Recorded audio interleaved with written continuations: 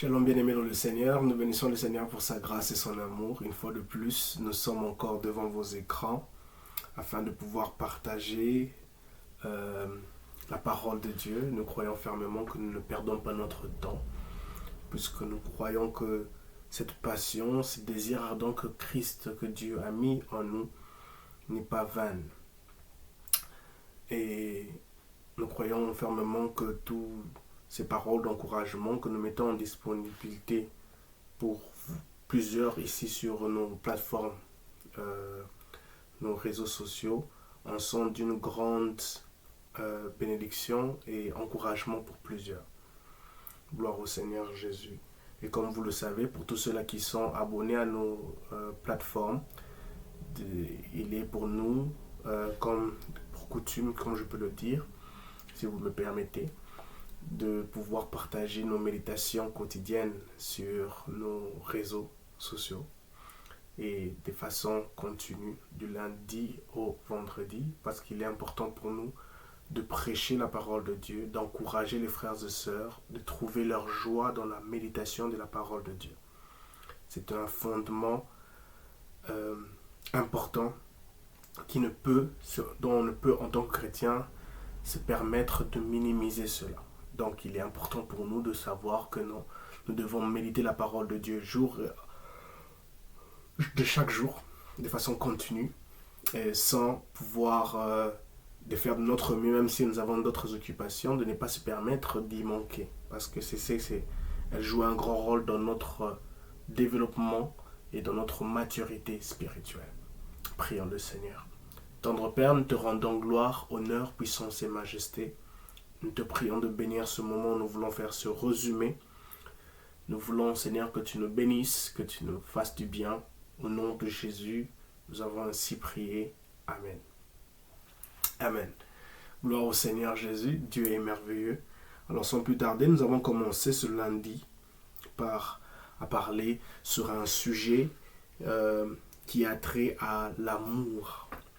L'amour. Et j'aimerais d'entrée de jeu que nous puissions lire le livre de 3 Jean chapitre 3. Le livre de 3 Jean chapitre 3.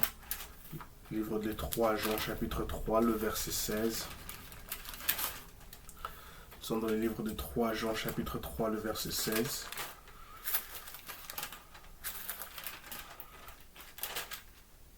Non. 1 Jean chapitre 3, le verset 16. Voilà. 1 Jean chapitre 3, le verset 16. Si je ne me trompe pas.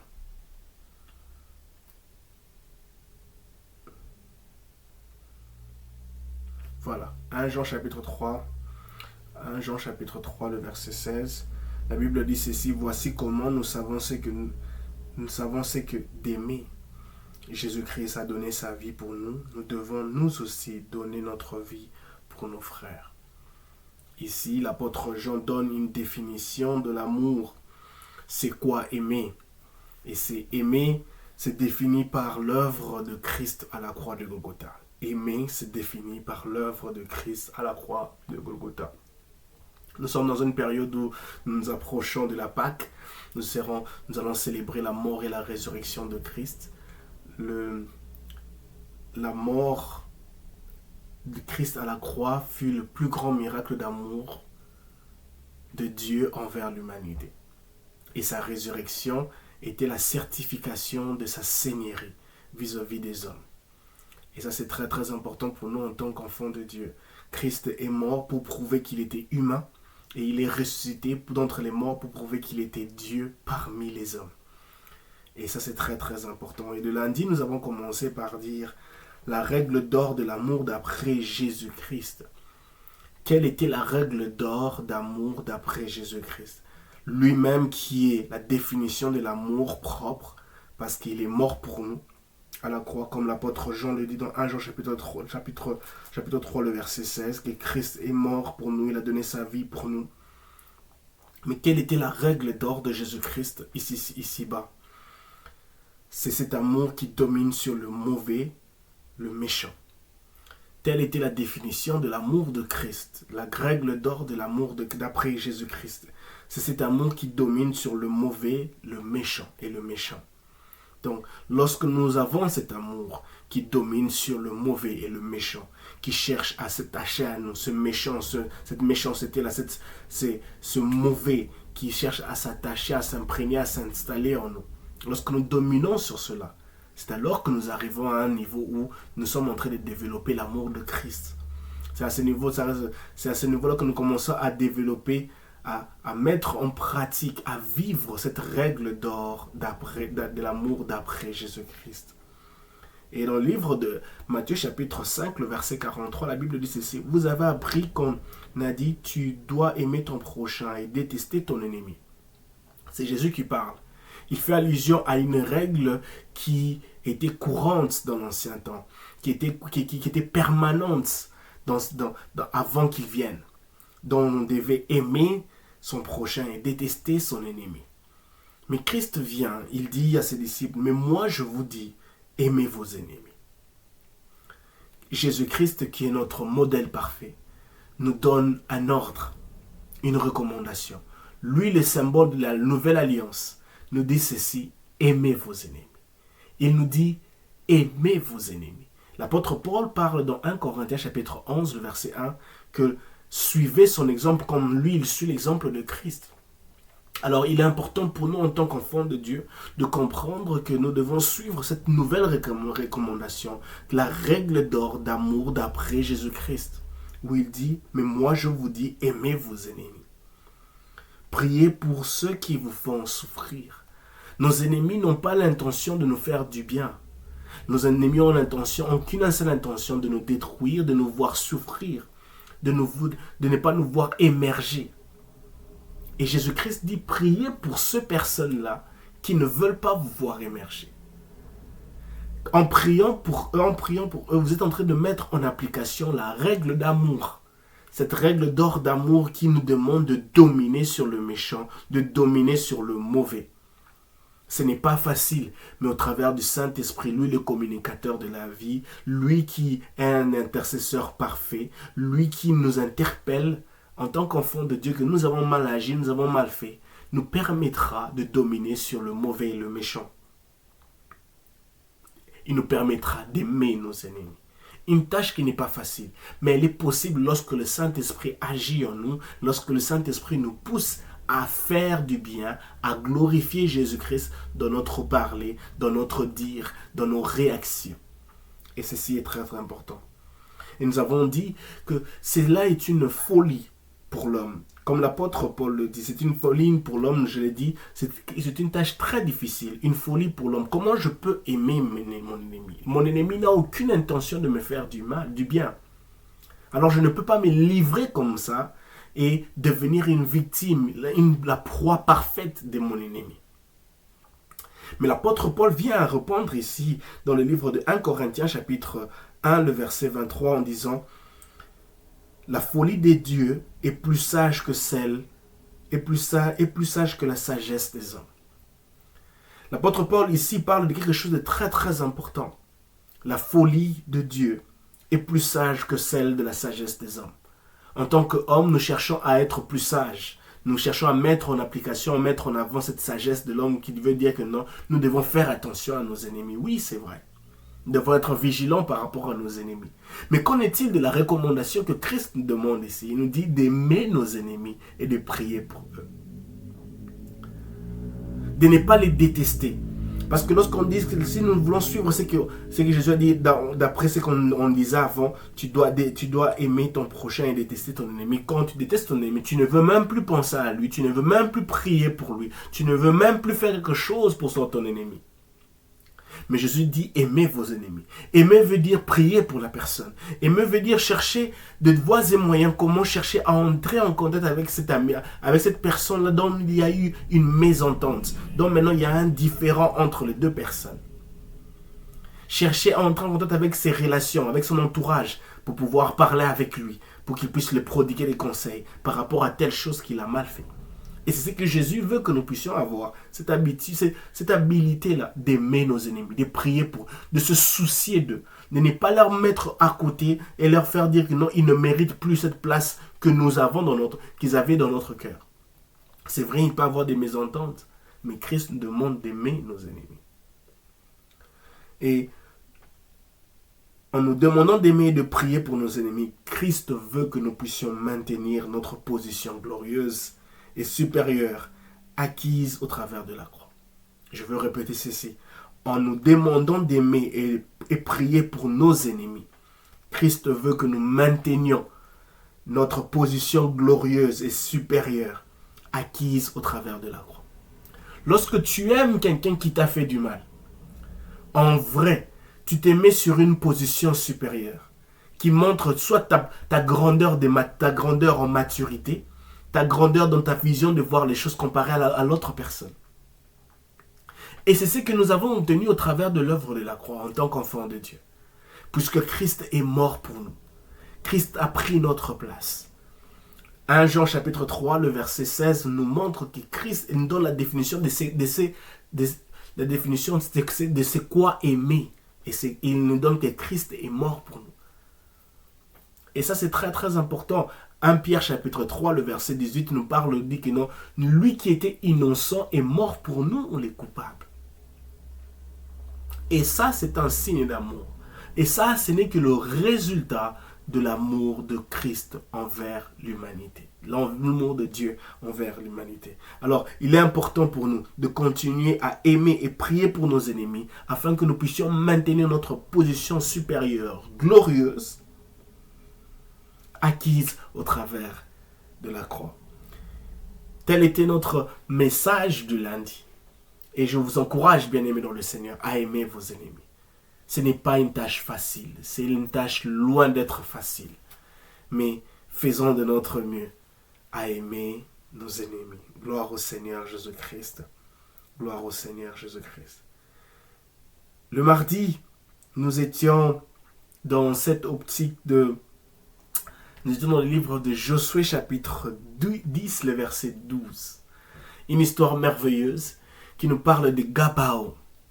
Gabaon, c'est une ville importante qui se retrouve maintenant qui entre en alliance avec le peuple d'Israël, avec Josué. Gabaon est maintenant une cible des autres ennemis. Et les Gabaonites, qu'est-ce qu'ils vont faire? Ils vont appeler de l'aide. Ils vont faire appel à cette nouvelle au peuple d'Israël dont ils avaient conclu une alliance. Et Josué et sa troupe viendront à leur secours. Il va venir les aider. Et pendant qu'il y a ce combat, Dieu avait dit à Josué, je te donnerai la victoire sur tous ces ennemis, toutes ces personnes qui veulent s'accaparer des Gabaon. Et dans le livre de Josué chapitre 10, le verset 12, une histoire merveilleuse, Josué va demander à ce que le ciel ne puisse pas se coucher jusqu'à ce qu'il remporte la victoire. Et oui, le soleil de la victoire, Jésus-Christ. Jésus-Christ est le soleil de la victoire. Ce soleil puissant qui fait que ta vie, pendant un temps, tu te retrouves en train d'avoir des difficultés. Mais Josué a dit, ce soleil ne se couchera pas jusqu'à ce que nous ayons remporté la victoire. Le soleil de la victoire est notre partage. Le soleil de la victoire est le nôtre. Et tu dois savoir que sur Gabaon, les Gabaonites n'ont pas combattu. Ils ont juste fait appel à l'alliance qu'ils avaient conclue avec le peuple d'Israël au travers de Josué. Ils n'ont pas fait d'effort. Ils ont juste fait appel à l'alliance. Et j'aimerais nous encourager que pour nous qui sommes enfants de Dieu, pour nous qui sommes sur cette nouvelle alliance, le livre d'Hébreux chapitre 6, le verset 9 dit que c'est une alliance, nous sommes une espérance nouvelle, une espérance solide et sûre. Nous sommes fils, nous sommes bénéficiaires de cette nouvelle alliance solide et sûre. Et il est important pour nous de faire appel à cette alliance qui nous demande, qui nous accordera la victoire sans que nous puissions produire aucun effort.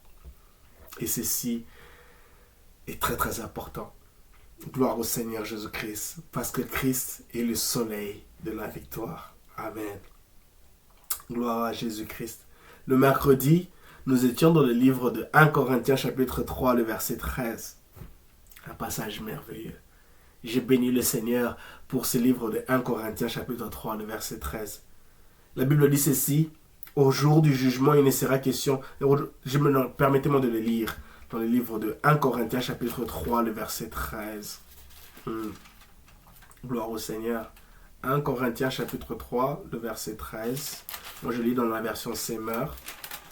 Le verset 13, que le dit la version 13, je commence à partir du verset 11. La Bible dit: pour ce qui est du fondement, nul ne peut imposer un autre que celui qui est déjà en place, c'est-à-dire Jésus-Christ. Verset 12, or on peut bâtir sur ce fondement avec de l'or, de l'argent, des pierres précieuses ou du bois, du chaume ou du torchis de paille.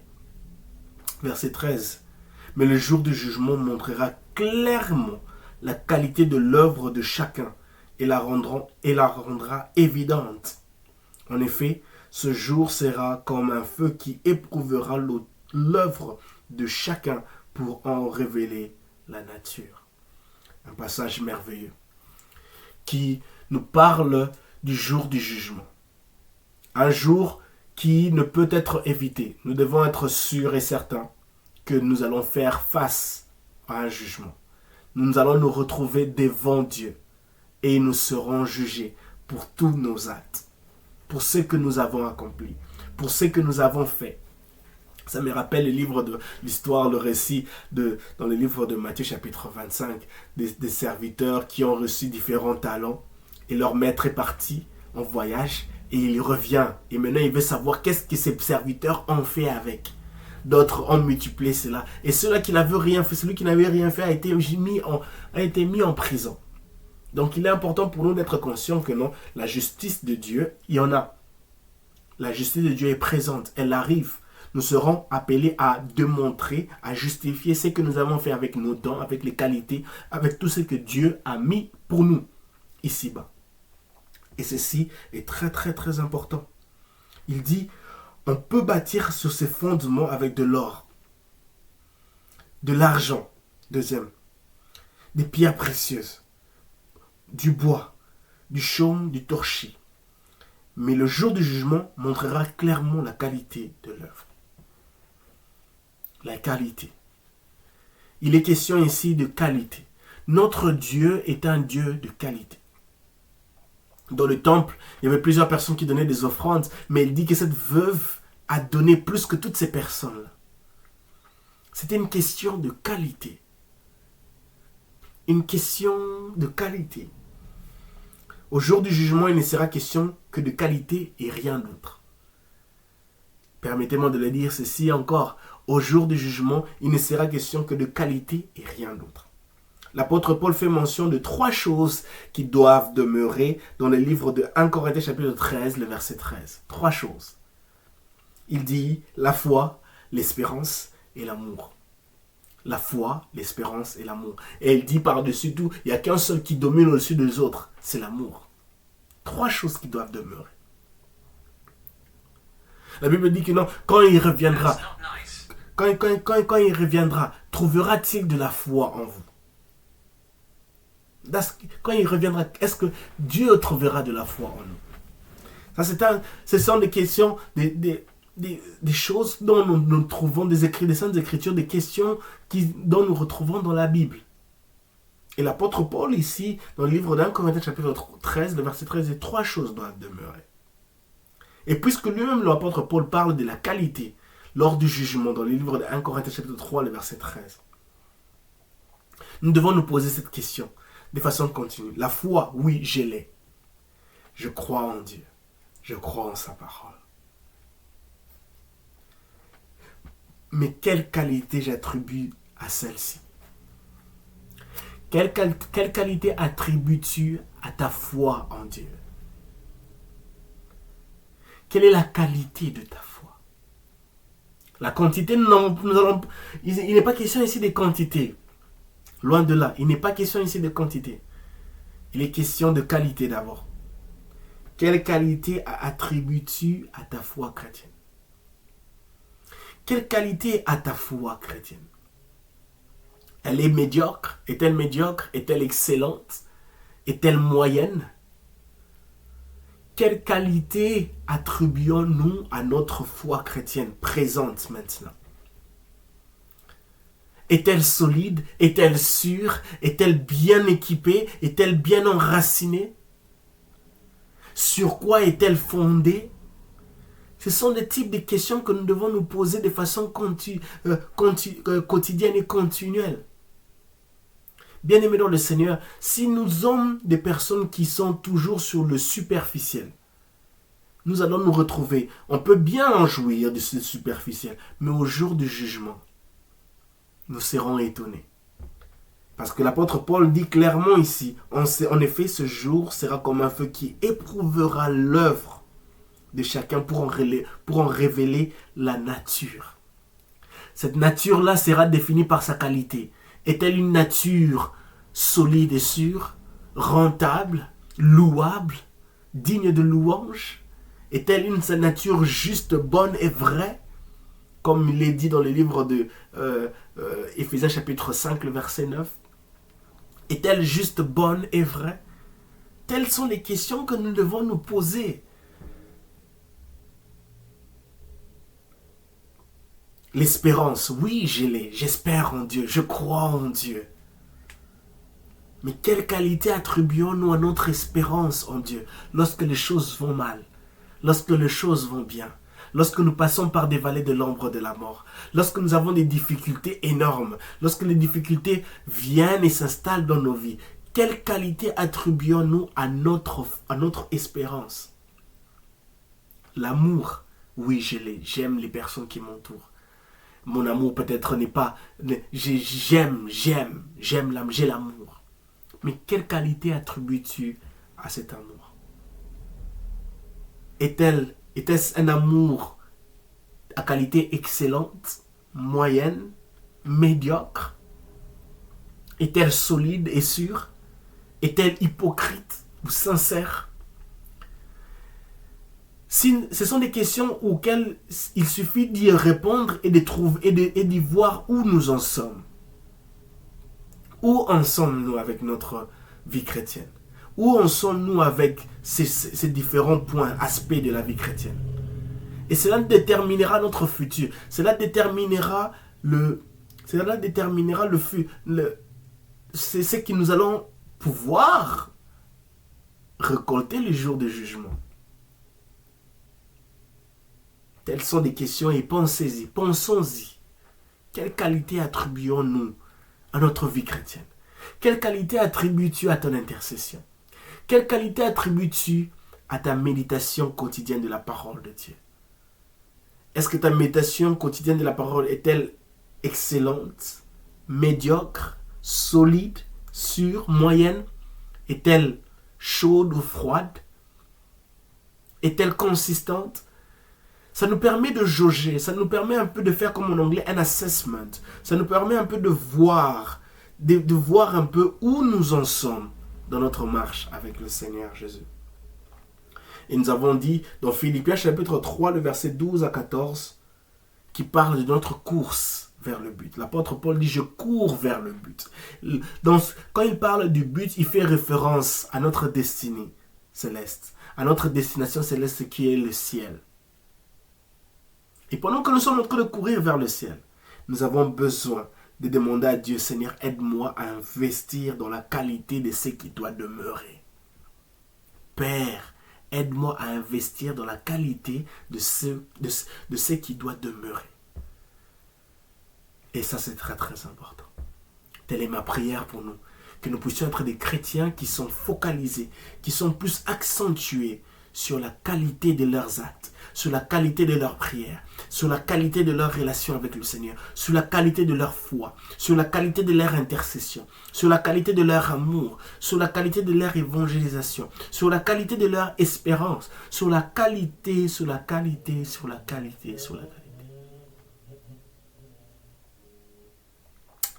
Gloire au Seigneur Jésus. Et telle est ma prière que Dieu nous aide. Que Dieu vraiment nous aide. Gloire au Jésus. Alors, c'est ma prière que nous puissions être des chrétiens qui se focalisent, où nous nous focalisons sur la qualité. Sur la qualité. Le jeudi matin, nous étions dans cette optique. Nous étions dans le livre de Éphésiens au chapitre 6, le verset 10, qui dit ceci. C'est l'apôtre Paul qui nous parle. J'aime beaucoup l'apôtre Paul. L'apôtre Paul est un homme merveilleux. Autrefois, c'était un persécuteur et Dieu l'a changé. Dieu l'a utilisé pour changer, pour faire de grandes choses, accomplir de grandes choses et qui aujourd'hui, en tant qu'enfant de Dieu, en tant que chrétien, nous en bénéficions énormément. Il dit, puisez votre force dans le Seigneur et dans sa grande puissance. J'aimerais m'adresser à quelqu'un qui est découragé ici. J'aimerais m'adresser à quelqu'un qui, ici, a un ras-de-bol. Tu veux tout abandonner, tu veux tout laisser. Parce que tu n'y arrives pas à avancer. L'apôtre Paul dit ceci. Puisez votre force dans le Seigneur et dans sa grande puissance. En tant qu'humains, comme nous l'avons dit, en tant qu'humains, nous arriverons à un stade où nous ferons de notre mieux à rester forts face à toute adversité. Mais malheureusement, nous sommes attachés à une nature faillible. L'apôtre Paul, à plusieurs reprises dans ses lettres, il dit « Nous avons été persécutés de tous côtés, des vents et marées, des situations qui viennent à gauche, à droite, mais nous avons été des jusqu'au-boutistes. » Le livre de Jacques nous demande de persévérer, même face à l'adversité, face à l'épreuve. Ce n'est pas facile. Et au-dessus de tout cela, en dépit de toutes ces persécutions, nous savons que nous avons cette nature humaine qui nous est attachée dans notre corps et arrive à un point où il n'arrive plus à avancer, il est à bout. Mais l'apôtre Paul nous recommande une solution solide et sûre. Puisez votre force dans le Seigneur et dans sa puissance. À vous qui me suivez maintenant, vous êtes fatigués, abattus, vous êtes plein de questionnements. Vous ne savez pas où et comment trouver cette force pour avancer demain. L'apôtre Paul nous dit, puisez votre force dans le Seigneur et dans sa puissance. Puisons notre force dans le Seigneur et dans sa puissance, de façon quotidienne, pour dire à Dieu, Dieu, viens-moi en aide. Pour dire à Jésus, Jésus, viens-moi en aide. J'ai besoin de toi. Parce que le Dieu que nous servons, comme Job l'a dit dans le livre de Job chapitre 42, je reconnais que tu peux tout. Notre Dieu est capable de tout, en tout, dans tout et face à tout. Alors nous devons être des personnes qui puisons notre force en Dieu. Lorsque nous arrivons à ce niveau-là, de puiser notre force en lui, nous serons capables de continuer à avancer et de remporter des victoires. Je t'encourage, mon frère, ma soeur, puise ta force dans le Seigneur. Puise ta force dans sa puissance. Dans le psalmiste, il dit, ton Dieu ordonne que tu sois puissant. Ton Dieu ordonne que tu sois fort, forte. Notre Dieu veut nous voir puissantes. Notre Dieu veut nous voir forts et fortes. Ne soyons pas de ceux-là qui se découragent et de ceux-là qui reculent en arrière pour se perdre. Mais soyons de ceux-là qui vont de l'avant pour remporter des victoires. Gloire au Seigneur Jésus-Christ. Et en dernière position, nous sommes dans le livre de Romains chapitre 12, le verset 21, qui dit ceci. Ne te laisse pas vaincre par le mal. Au contraire, sois vainqueur du mal par le bien. Mon frère, ma soeur, ne te laisse pas vaincre par le mal. Le mal veut que tu puisses perdre ta position glorieuse et supérieure que dont tu as obtenue au travers de l'œuvre de la croix. L'œuvre de la croix qui n'est que le résultat, la définition pure et simple de l'amour de Dieu envers l'humanité. Le mal veut que tu puisses rester attaché que tu sois attaché aux conséquences de cette méchanceté, aux conséquences du mal qui guette la chair humaine, l'être humain. L'apôtre Paul dit, ne te laisse pas vaincre par le mal. Lorsque le mal veut guetter à ta porte, la Bible dit dans le livre de Genèse, dans l'histoire de Caïn et Abel, Dieu dit à Caïn, le mal est en train de guetter à ta porte. Mais si tu agis bien, tu relèveras ta tête. Le mal nous guette. La méchanceté nous guette. La méchanceté veut sévir notre vie. La méchanceté veut détruire notre destinée. Elle veut être présente là. Elle nous guette, elle frappe à notre porte. Mais Dieu dit à Caïn, si tu agis bien, tu relèveras ta tête. Dieu l'a fait une proposition. Le mal était là. Le mal était à sa porte. La méchanceté était en train de guetter sa porte, la porte de son cœur. Et Dieu dit, si tu agis bien, tu relèveras ta tête. Et l'apôtre Paul ici nous dit, ne te laisse pas vaincre par le mal. Lorsque tu vois que l'amertume, la méchanceté, la haine, la discorde, beaucoup de choses, tous les mauvais mots sont en train de prendre ton cœur, de prendre possession de ton cœur. Rappelle-toi de ce passage.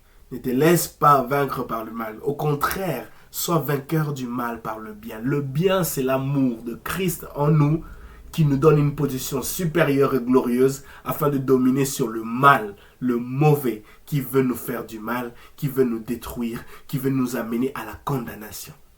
Et pour nous qui sommes en Christ, Romains chapitre 8, verset 1, il n'y a plus de condamnation pour ceux qui sont en Christ. Puisque nous vivons maintenant sur la nouvelle alliance qui est la définition de l'amour de Dieu envers l'humanité. Et puisque Christ est notre modèle parfait, lui il a dominé le mal par l'amour, en mourant pour nous à la croix de Golgotha. Dans le livre de 1 Pierre chapitre 3, le verset 18, nous dit que lui qui était innocent a décidé de mourir pour nous les coupables. Gloire au Seigneur Jésus. Et puisque nous sommes des personnes dont Jésus est notre modèle, l'apôtre Paul dit, suivez l'exemple de Christ. Nous devons suivre le modèle de Christ. Alors nous sommes appelés à le suivre, à suivre son modèle, à faire ce que Christ a fait. Et nous pouvons aussi être capables de dominer sur le mal, puisque lui, il vit en nous. Puisque Christ vit en nous, il nous donne la capacité aussi de dominer sur le mal. Christ nous donne la capacité de dominer sur le mal. Et c'est ma prière pour moi, pour vous, bien-aimés dans le Seigneur, pour nous, que Dieu puisse nous aider à dominer sur le mal. Que nous puissions être pleins d'amour en nous, de dominer sur la méchanceté, de dominer sur tout ce qui ne glorifie pas Dieu, qui cherche à s'installer en nous. Prions le Seigneur. Seigneur, merci pour ton amour, merci pour ta grâce. Merci pour ces quelques minutes où nous avons partagé ta parole. Aide-nous à dominer sur le mal. Aide-nous à dominer, Seigneur, sur ce que le diable cherche à imposer, à placer en nous. Aide-nous à dominer cela, Seigneur, au travers de l'amour. Car l'amour, elle triomphe. Car l'amour, elle nous permet de maintenir notre position supérieure et glorieuse que nous avons obtenue au travers de l'œuvre de la croix. L'œuvre de la croix qui n'est que le résultat de l'amour de Dieu envers l'humanité. Nous te rendons gloire, honneur, puissance et majesté. Bénis ton peuple, bénis nos vies, bénis nos destinées. Prends soin de nos vies, Seigneur. Et ne permets pas que l'ennemi, Seigneur, se jouisse. Seigneur Père éternel tout-puissant, Seigneur Père éternel, de saccager les coins et recoins de nos destinées, de nos vies. Dans le nom de Jésus, nous avons ainsi prié. Amen. Que Dieu vous bénisse et shalom chez vous.